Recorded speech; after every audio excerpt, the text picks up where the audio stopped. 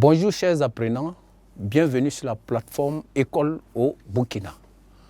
Nous nous retrouvons ce matin et mon nom, comme je l'ai déjà dit, est Zida Denis, professeur certifié de philosophie en exercice au lycée Songtaba. Et nous allons nous entretenir sur les sciences humaines et leurs méthodes, et cela va concerner notre chapitre 7. Donc nous allons l'écrire ensemble. Chapitre 7.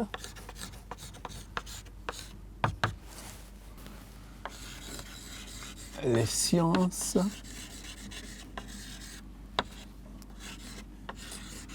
humaines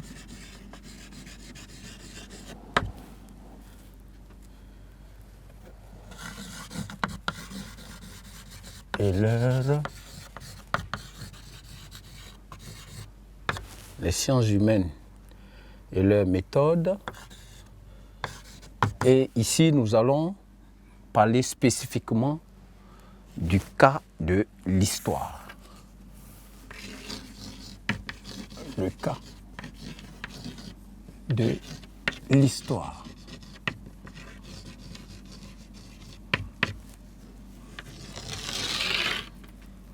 Bien. Que pouvons-nous dire? Qu'est-ce qui va nous amener à nous intéresser particulièrement à cette étude? Nous pouvons parler de la situation d'apprentissage. D'abord, il faut retenir que nous avons parlé de la méthode des sciences expérimentales. Nous avons également parlé de la méthode des sciences formelles. Et maintenant, nous allons aujourd'hui nous intéresser à la méthode des sciences humaines et le cas spécifique de l'histoire. Nous allons parler aujourd'hui de la méthode des sciences humaines et le cas spécifique de l'histoire. Mais que désigne une science humaine? Voilà une question fondamentale. Que désigne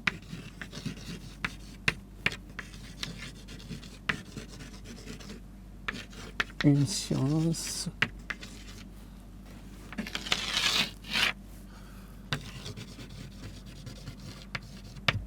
humaine? Qu'est-ce qu'on appelle science humaine, de façon simplement dite? Et puis, quelle est la démarche des sciences humaines en général? Voilà. Quelle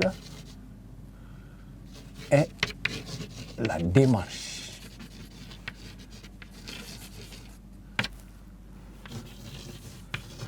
des sciences humaines? En général, bien sûr. Et nous allons prendre maintenant le cas spécifique de l'histoire. Et nous allons nous demander à savoir,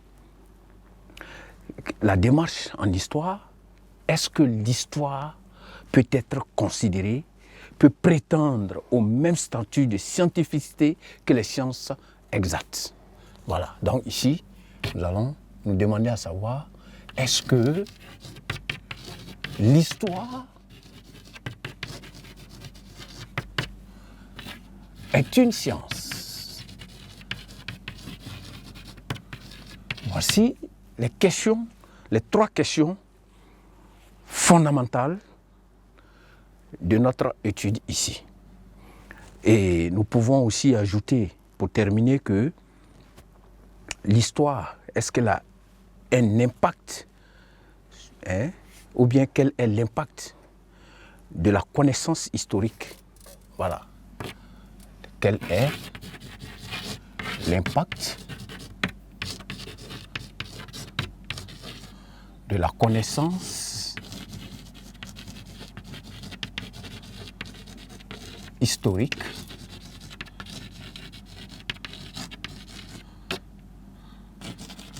sur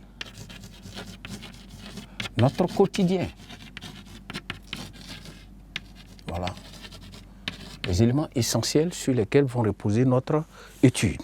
Mais pour commencer, nous allons aller au premier grand point qui est forcément ce que nous avons l'habitude de faire. Nous allons procéder à des définitions d'abord pour comprendre les sciences humaines elles-mêmes et puis l'histoire. Donc nous allons mettre grand 1, approche, définitionnelle.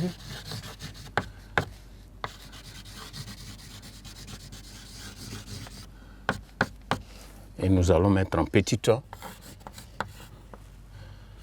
les sciences humaines. Qu'est-ce que nous pouvons entendre par sciences humaines? Les sciences humaines ici, on peut dire que ce sont l'ensemble des disciplines qui étudient les comportements, les interactions et les activités des êtres humains. Donc, les sciences humaines désignent l'ensemble des disciplines qui étudient les comportements,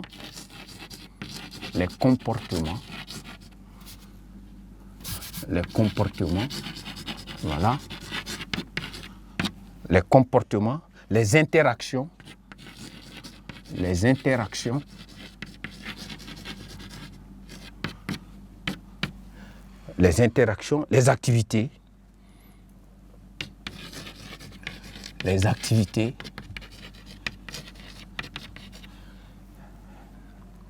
des êtres humains, même les institutions, etc., etc. Voilà. Donc ici, c'est ce qu'il faut retenir. Il faut aussi, en ce qui concerne l'histoire, on l'a déjà vu, donc petit 2,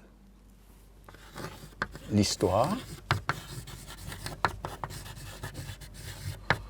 En ce qui concerne l'histoire, lorsqu'on étudiait le temps, on a parlé de l'histoire, mais on va y revenir. Le terme de l'histoire